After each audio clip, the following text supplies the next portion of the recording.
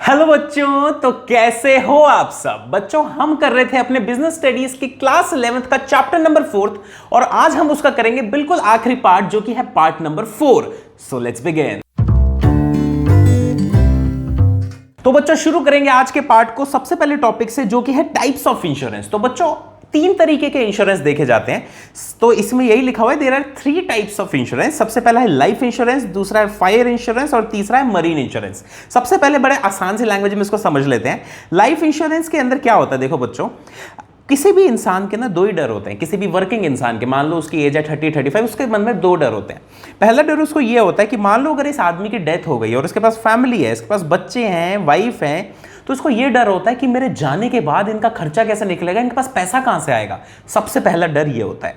दूसरा डर इस आदमी को ये लगता है कि मान लो इस आदमी ने 60 ईयर्स की एज पूरी कर ली, तो इसके बाद में हो सकता है इसका शरीर काम करने लायक ना हो, तो ऐसे टाइम में इसके पास पैसा कहां से आएगा। यानी आदमी को दो डर लगते हैं कि अगर ये वक्त से पहले मर गया तो इसकी फैमिली को पैसा कहां से आएगा, और अगर वक्त तक जिंदा रह गया तो उसके बाद में कमा के कौन देगा। बात समझ रहे हो। तो लाइफ इंश्योरेंस क्या करता है, आपके इस दोनों डरों को पूरा कंप्लीटली जिम्मेदारी लाइफ इंश्योरेंस कंपनी की हो जाती है। तो कैसे होती है वो देखते हैं। तो लाइफ इंश्योरेंस के अंदर ये लिखा हुआ है कि लाइफ इंश्योरेंस एक ऐसा कॉन्ट्रैक्ट होता है जिसके अंदर ना जिस भी इंश्योरर ने इंश्योरेंस ले रखा है उसको दो चीज की गारंटी दी जाती है। उसको बोला जाता है कि भाई अगर तेरी डेथ हो जाए टाइम से पहले तो हम तेरी फैमिली मेंबर्स को पैसा देंगे। तो ये लिखा हुआ है on the death of assured, यानी अगर किसी बंदे की डेथ हो जाती है तो उस टाइम पे उसकी फैमिली को पैसा मिल जाएगा। या फिर दूसरी चीज ये लिखी होती है on the expiry of certain period. On the expiry of certain period का मतलब ये है कि मान लो इन दोनों बंदों के बीच में जो कॉन्ट्रैक्ट हुआ, इंश्योरेंस कंपनी और इंश्योरेंस के बीच में, दोनों के बीच में कॉन्ट्रैक्ट हुआ कि भाई साहब अगर 60 साल की उम्र तक टाइम से प्रीमियम देते रहते हो और आप जिंदा रहते हो तो ऐसे केस में हम आपको कुछ अमाउंट दे देंगे ताकि आपका रिटायरमेंट अच्छे से हो सके। तो लाइफ इंश्योरेंस कंपनी क्या करती है, ये दोनों ही झंझटों से इंश्योरर को बचाने की कोशिश करती है। तो यही लिखा हुआ है। आगे बोला है it is done in the return of regular payment known as premium lump sum और इंस्टॉलमेंट। यानी ऐसा सब इंश्योरेंस कंपनी इसलिए कर रही है क्योंकि इंश्योरेंस कंपनी को प्रीमियम मिलता है इंश्योरर से। ठीक है जी। अब हम करते हैं फायर इंश्योरेंस। बच्चों फायर इंश्योरेंस भी बहुत आसान है। आग से होने वाले खतरों से कौन बचाता है, फायर इंश्योरेंस बचाता है। तो ये लिखा हुआ है कि fire insurance is a contract where the insurer in return for premium agrees to compensate for loss और डैमेज कॉज्ड बाय फायर। तो यानी फायर इंश्योरेंस एक ऐसा कॉन्ट्रैक्ट है जिसके अंदर प्रीमियम के बदले फायर से होने वाले लॉसेस को कवर किया जाता है। ठीक है, आगे देख लेते हैं। तीसरा है हमारा बच्चों मरीन इंश्योरेंस। मरीन इंश्योरेंस भी आसान है। पानी यानी जहाजों, मरीन से अगर कोई भी रिलेटेड आपका लॉस है या रिस्क है उसको कौन कवर करता है, उसको मरीन इंश्योरेंस कवर करता है। तो इसमें यही लिखा हुआ है it is a contract in which insurer agrees to indemnify insured against the marine losses. यानी जिस भी बंदे ने अपनी शिप पे, जहाज पे या कंटेनर पे अगर उसने कोई मरीन इंश्योरेंस ले रखा है और अगर पानी के अंदर उसके जहाज या कंटेनर के साथ कोई दुर्घटना हो जाती है, कोई मिसहैपनिंग हो जाती है, तो ऐसे केस में क्या होता है, मरीन इंश्योरेंस के कारण जो इंश्योरर कंपनी है तो कंपनी पेमेंट कर देती है इंश्योरर को कि आप पेमेंट ले जाओ और आपका रिस्क हमारा होता है। तो आगे ये लिखा हुआ है द डैमेजेस और loss due to marine perils are covered in here. यानी स्टॉर्म्स हो गया, कोई पायरेसी होगी या फिर कोई कॉलिजन हो गया, कोई थेफ्ट हो गया जहाज के साथ या कंटेनर के साथ, तो पूरी जिम्मेदारी अब इंश्योरर कंपनी की है। अब हम बच्चों कर रहे हैं 4.6 टॉपिक जो कि है कम्युनिकेशन सर्विसेज। तो कम्युनिकेशन सर्विसेज के अंदर ये लिखा हुआ है कि किसी भी बिजनेस को ऑपरेट करते हुए ना बहुत ज्यादा कम्युनिकेशन की जरूरत पड़ती है। जैसे फॉर एग्जांपल एक ब्रांच गंगानगर में है जहां पे मैं बैठा हुआ हूं, मान लो दूसरी ब्रांच हमारी दिल्ली के अंदर है, तो हमें दोनों के बीच में कोऑर्डिनेट करना पड़ेगा। मेरे को किसी से ऑर्डर लेना पड़ेगा और किसी को ऑर्डर देना पड़ेगा। तो इस पूरे प्रोसेस में पता लगता है कि कम्युनिकेशन की बहुत ज्यादा जरूरत होती है। तो जोन से भी बिजनेसेस कम्युनिकेशन सर्विसेज को यूज करते हैं, हम उसको पढ़ने वाले हैं यहां पे।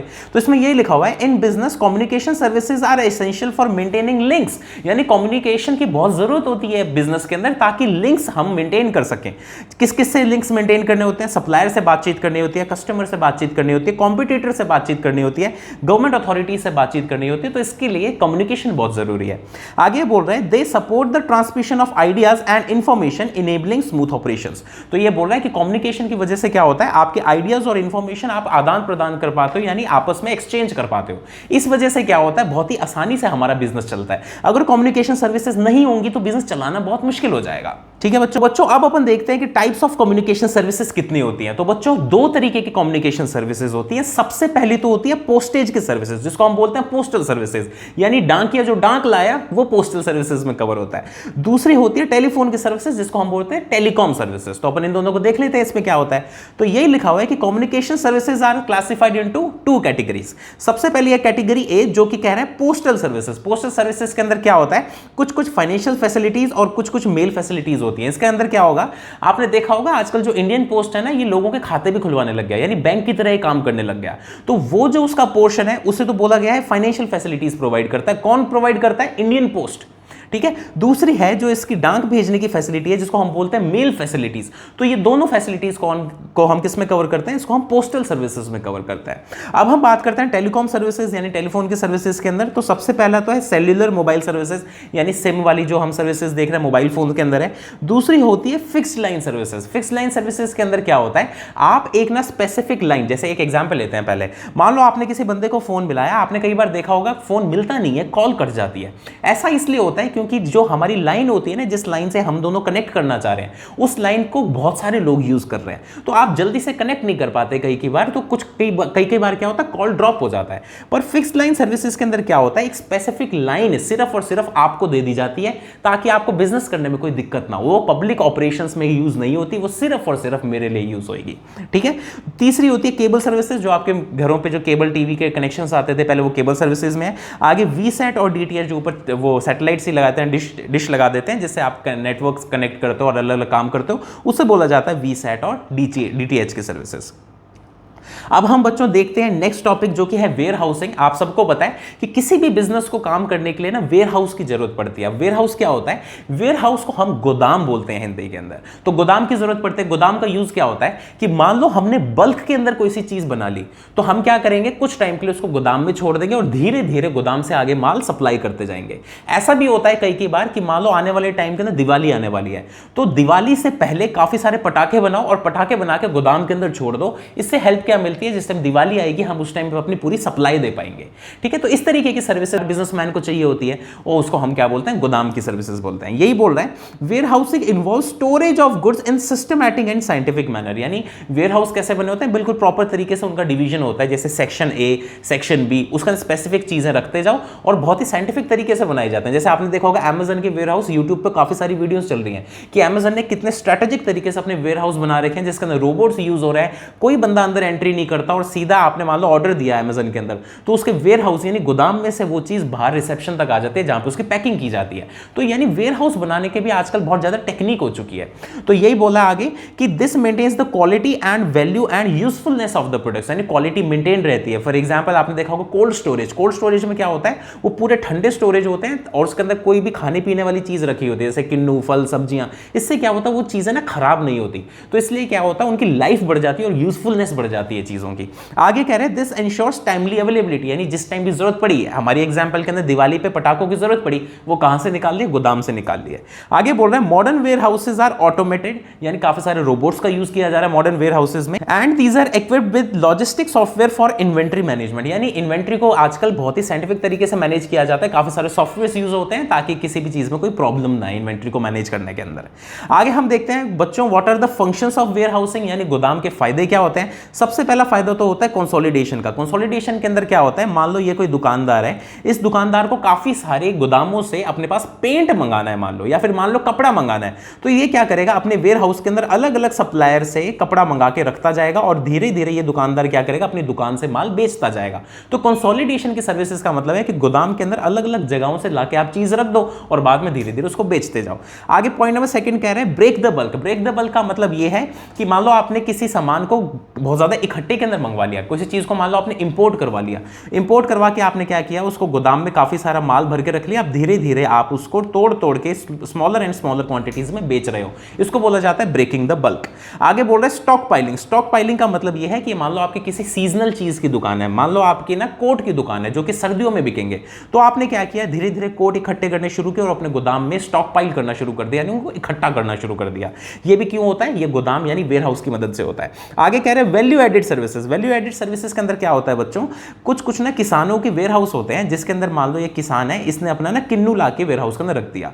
अब वेयर हाउस के अंदर क्या होता है, किन्नू की ना अलग अलग क्वालिटी के हिसाब से इनको छांट के ना ग्रेड में बांटा जाता है। जैसे टॉप ग्रेड हो गया ए, सेकंड ग्रेड हो गया बी, तीसरा ग्रेड हो गया सी। तो ये सारी सर्विसेज कौन कर रहे हैं, ग्रेडिंग की सर्विसेज। ये ग्रेडिंग की सर्विसेज कौन कर रहे हैं, वेयर हाउस कर रहा है। तो कुछ एडिशनल चीजें भी वेयर हाउस करने लग गए। आगे कह रहे हैं प्राइस स्टेबलाइजेशन में मदद करता है। प्राइस स्टेबलाइजेशन के अंदर मदद करता है, जैसे इंडियन गवर्नमेंट ने अभी थोड़े टाइम पहले किया था। इंडियन गवर्नमेंट ने क्या किया बच्चों, जिस टाइम रशिया से हमें सस्ते में तेल मिल रहा था ना, तो इंडियन गवर्नमेंट ने तेल से अपने जितने भी वेयर हाउस थे सारे स्टोर करके रख लिए, बिल्कुल टॉप तक फिल करके रख लिए।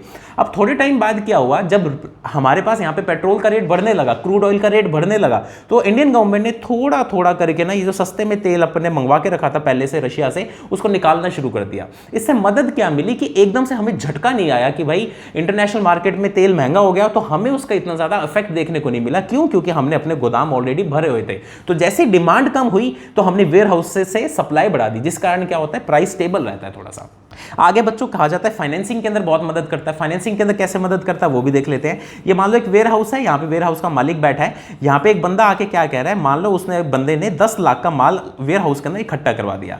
अब इस बंदे को मान लो पैसे की जरूरत पड़ी, तो ये बंदा क्या करेगा, ये वेयर हाउस के मालिक के पास जाएगा, वेयर हाउस के मालिक को बोलेगा कि देखो आपके वेयर हाउस में मेरा 10 लाख का माल पड़ा हुआ है, आप ऐसा कर दो, इसके बदले में मेरे को 5 लाख रुपए उधार पे दे दो, क्योंकि माल तो आपके पास पड़ा ही है, तो वो तो सिक्योरिटी होगी आपकी। तो ऐसे में क्या होता है, कई बार ना फाइनेंस यानी पैसा कर्ज पे उठाने में भी मदद मिल जाती है। ठीक है बच्चों, तो ये हमने कर लिए 6 फंक्शंस ऑफ वेयर हाउसिंग। अब हम देखते हैं टाइप्स ऑफ वेयर हाउसेस, यानी कितने तरीके के वेयर हाउस होते हैं। तो हमारे पास 5 तरीके के वेयर हाउस होते हैं, एक एक करके फटाफट से पढ़ लेते हैं। तो बच्चों सबसे पहला देख लेते हैं private warehouse. Private warehouse के अंदर क्या होता है, जो प्राइवेट कंपनियां या प्राइवेट लोग होते हैं वो खुद के काम के लिए जो उनसे वेयर हाउस को बनाते हैं उसे बोला जाता है प्राइवेट वेयर हाउस। तो यही लिखा हुआ है कि दीज आर ओन्ड और leased by companies for storing their own goods, यानी खुद के काम के लिए इन वेयर हाउस को बनाया जाता है। फॉर एग्जांपल रिटेल की कोई चेन है या फिर मल्टी ब्रांड कंपनीज है, इन्होंने खुद के काम के लिए इनको बनाया होता है।